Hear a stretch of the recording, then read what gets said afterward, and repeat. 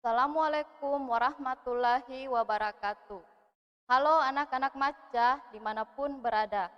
Selamat pagi dan selamat berjumpa kembali dalam program pembelajaran jarak jauh tingkat sekolah dasar se-Kabupaten Sinjai. Anak-anakku, bagaimana kabarnya pagi ini?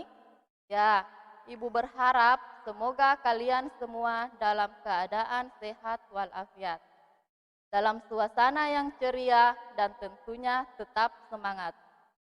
Untuk anak-anak Maca yang sedang sakit, kudoakan semoga cepat sembuh ya nak. Jangan lupa minum obat dan istirahat yang banyak supaya bisa semangat lagi mengikuti pembelajaran kita. Ya, hari ini kita akan belajar tematik tema 3. Tokoh dan penemuan kelas 6. Subtema 2, penemuan dan manfaatnya. Pembelajaran 6. Bersama dengan saya, Ibu Guru Srianti Mayasari, SPD. Ibu mengajar di SD Negeri 88 Jenai, Kecamatan Sinjai Borong. Nah, silahkan anak-anak Maca di rumah menyiapkan perlengkapan belajarnya. Siapkan pulpennya, buku tulis, dan jangan lupa buku paket tema 3 kelas 6 Kemendikbud Revisi 2018. Pembelajaran hari ini ada pada halaman 105. Anak-anak Maca, sudah siap semuanya? Baik, kalau sudah siap, sebelum belajar, marilah kita bersama-sama membaca doa sesuai dengan agamanya masing-masing. Untuk anak-anak Maca yang beragama Islam, bisa mengikuti video yang sudah Ibu Guru siapkan. Berdoa dimulai. Bismillahirrahmanirrahim. Rabbil zikni ilman warzuqni fahman. Artinya, ya Allah tambahkanlah ilmu pengetahuanku dan berilah aku rezeki pemahaman. Amin. Berdoa selesai. Sesuai dengan program terbaru dari Bapak Kepala Dinas Kabupaten Sinjai, yaitu One Day One Ayat. Pada hari ini akan ditampilkan oleh Ananda Afif Anugrah Amran. Al-Qadar. A'udzu billahi minasyaitonir rajim. Bismillahirrahmanirrahim. Inna anzalnahu fi lailatul qadar wa ma adraka ma lailatul qadar. Lailatul qadari khairum min alfi syahr. Tanazzalul malaikatu warruhu fiha biizni rabbihim min kulli amr. Salamun hiya hatta matla'il fajar. Sadaqallahul azim. Terima kasih Ananda Afif Anugrah Amran sudah membacakan ayat penuh semangat. Nah, selanjutnya, masih ingat tidak dengan tepuk dan salam PPK-nya anak-anak? Bagus, sekarang kita tepuk dan salam PPK dulu ya. Tepuk PPK, religius, nasionalis, mandiri, gotong royong, integritas. Salam PPK, salam cerdas, berkarakter, menyenangkan, luar biasa, hebat. Baiklah, sebelum kita masuk ke materi, Ibu akan menyampaikan apa saja tujuan pembelajaran kita pada hari ini.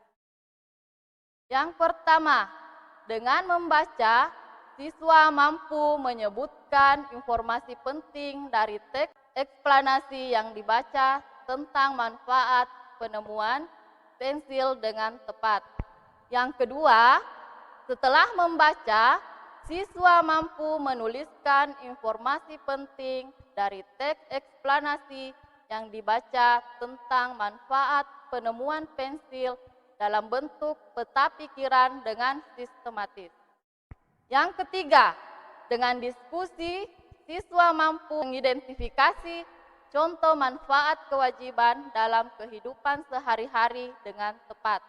Yang keempat, setelah diskusi, siswa mampu menjelaskan pentingnya bertanggung jawab atas kewajiban yang harus dijalankan dan contohnya dalam kehidupan sehari-hari dengan tepat.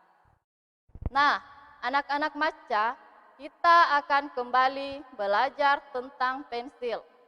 Coba anak-anakku sekalian amati. Nah, pensil selalu membantu kita saat belajar.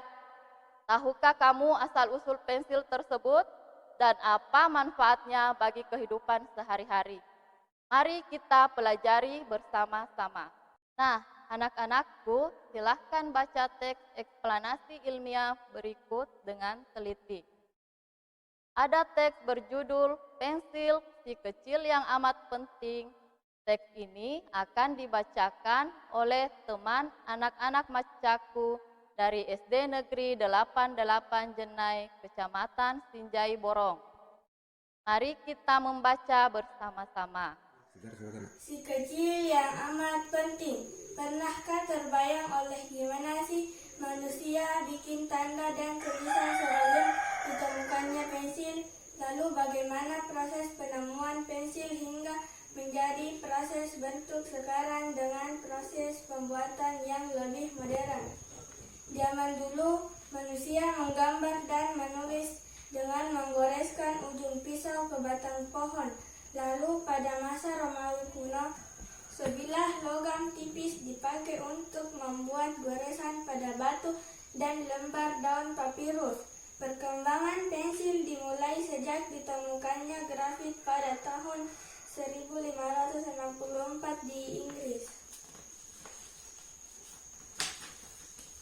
Sekarang tahun 2021 sudah jauh sekali. Grafit ditemukan sebagai material yang dapat meninggalkan tanda hitam yang cukup pekat, namun terbukti lunak dan gampang patah.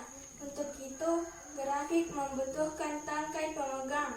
Pada mulanya, grafit hanya dibungkus oleh tali yang terbuat dari kulit domba.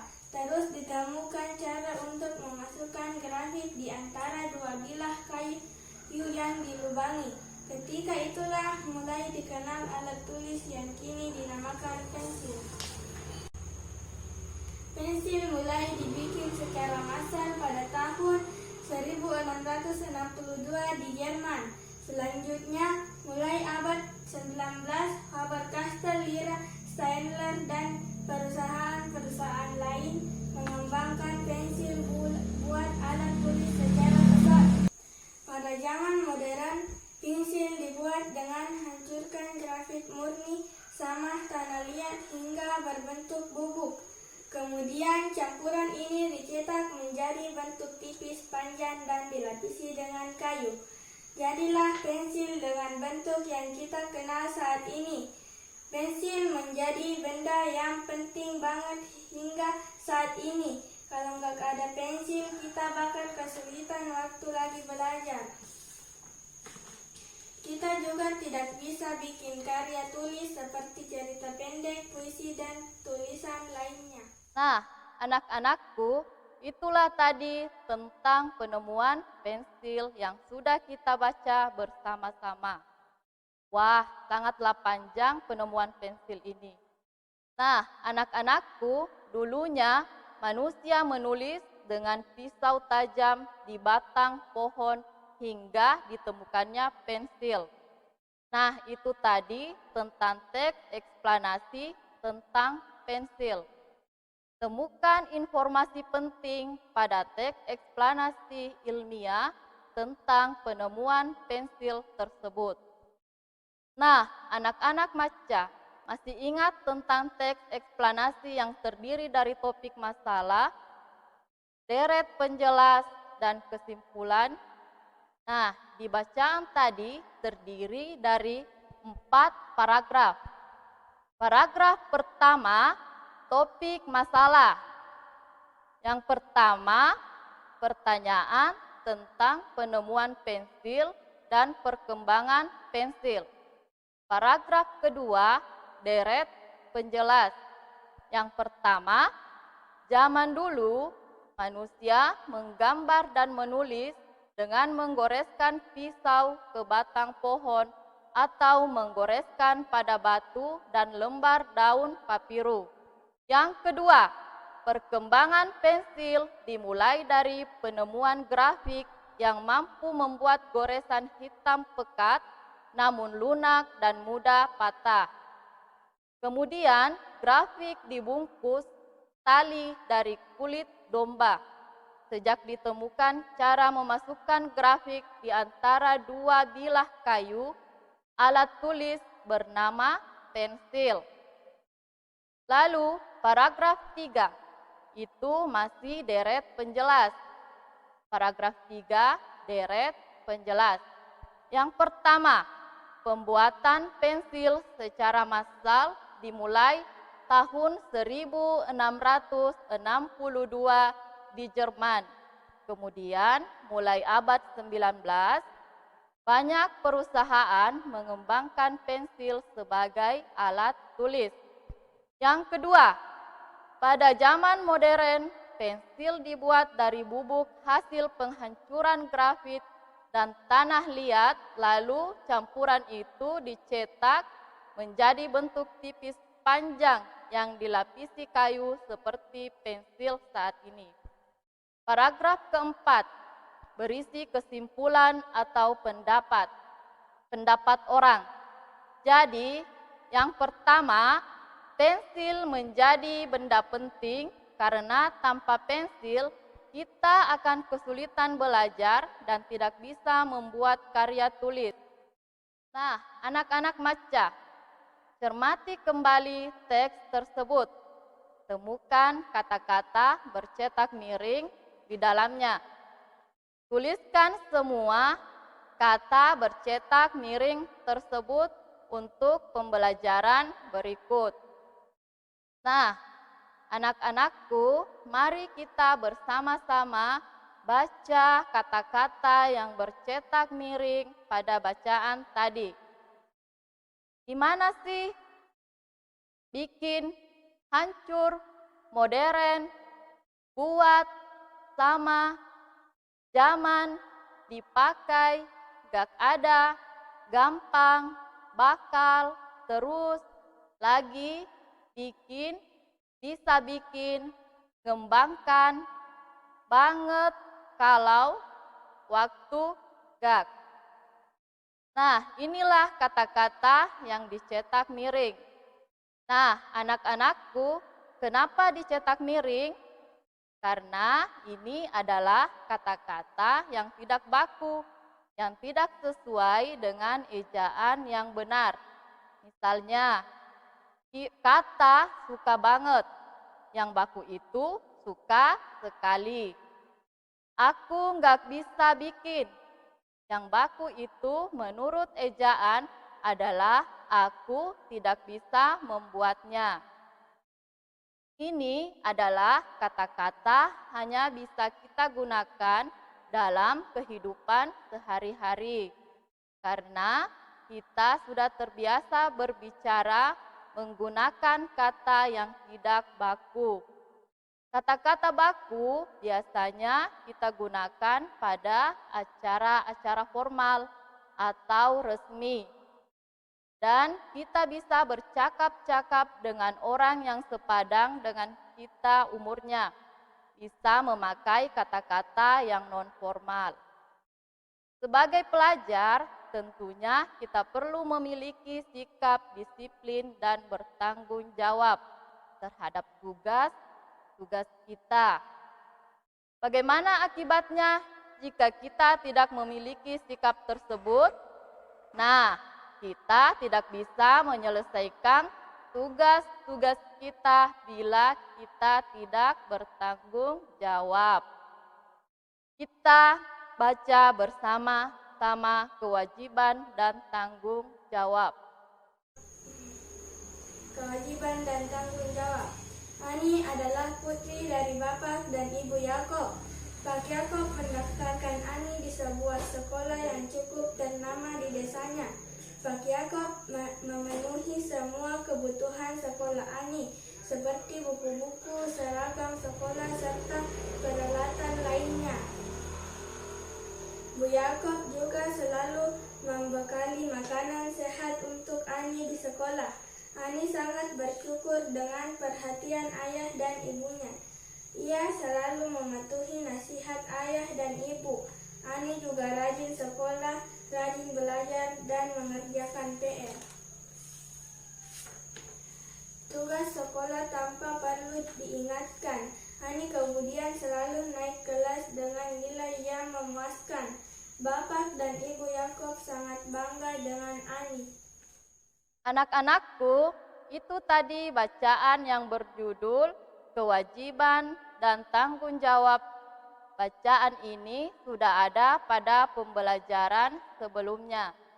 Di sini kita akan belajar tentang hak Ani itu, apa yang dia seharusnya peroleh, yaitu mendapatkan pendidikan, mendapatkan asupan makanan yang diberikan orang tuanya, kemudian mendapatkan perhatian dari orang tuanya. Itu yang seharusnya Ani dapatkan. Lalu, kewajiban yang harus Ani laksanakan akan membawa manfaat. Manfaatnya yaitu setiap tujuan Ani akan tercapai, dihargai oleh orang tua. Karena Ani sudah belajar, sudah berprestasi, maka orang tuanya akan suka, senang, dan bangga dengan Ani. Lalu, apa dampaknya jika bertanggung jawab pada kewajibannya? Jika Ani bertanggung jawab pada kewajiban tersebut, maka Ani menjadi orang berpendidikan, membanggakan orang tua, cita-cita akan tercapai. Kemudian, apa dampak jika bertanggung jawab pada kewajiban? Ani akan terjebak dalam kebodohannya karena tidak belajar, kemudian mengecewakan orang tuanya, gagal mencapai cita-cita. Jadi, itulah hak dan kewajiban dari bacaan tersebut. Nah, anak-anakku, bagaimana? Apa kalian sudah bertanggung jawab? Nah, itulah pembelajaran hari ini tentang hak dan kewajiban. Jadi, tugasnya anak-anakku, silahkan kerja. Tuliskan pengalaman dirimu dalam menjalankan kewajiban, baik di rumah maupun di sekolah. Tulislah dalam diagram berikut. Anak-anak Masca, sampai di sini dulu materi hari ini. Semoga kalian bisa memahami materi yang telah Ibu Guru sampaikan. Selalu jaga kesehatan. Sampai jumpa kembali di video pembelajaran selanjutnya. Selamat belajar di rumah anak-anak Masca. Semangat belajar, selamat belajar, dan salam Masca. Salam Sipakainge. Assalamualaikum warahmatullahi wabarakatuh.